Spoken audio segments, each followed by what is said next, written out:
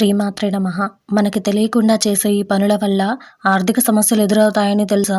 ప్రస్తుత కాలంలో ఎంతోమంది ప్రజలు వాస్తుశాస్త్రం పట్ల చాలా నమ్మకాన్ని కలిగి ఉన్నారు.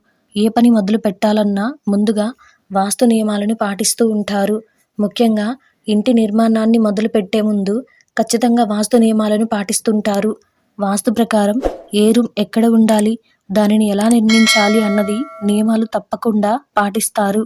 ఇంటిలోని కుటుంబ సభ్యుల శ్రేయస్సు, ఆర్థిక సమస్యలు, మనశ్శాంతి, ఆనందం అనేవి వాస్తుశాస్త్రం మీద ఆధారపడి ఉంటాయి. వాస్తుశాస్త్రం వలన సానుకూల మరియు ప్రతికూల శక్తులు ప్రభావితమై ఉంటాయి. సానుకూల శక్తి ఇంట్లో ప్రశాంతతను, ఆనందం మరియు శ్రేయస్సును అందిస్తుంది. ప్రతికూల శక్తి జీవితంలో అనేక సమస్యలను తీసుకొస్తుంది.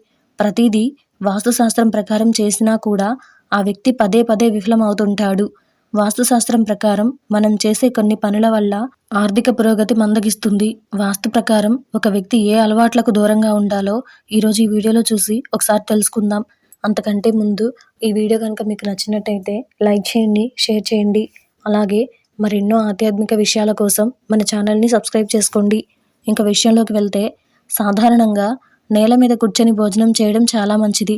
కానీ కొంతమంది మంచం మీద కూర్చొని భోజనం చేస్తుంటారు. వాస్తుశాస్త్రం ప్రకారం ఎట్టి పరిస్థితుల్లోనూ మంచం మీద కూర్చొని భోజనం చేయకూడదు. ఇలా చేయడం వల్ల లక్ష్మీదేవికి కోపం వచ్చి ఇంట్లో అశాంతి, ఆర్థిక సమస్యలు పెరుగుతాయి. దానం అనేది దక్షిణ పుణ్యం ఇస్తుంది.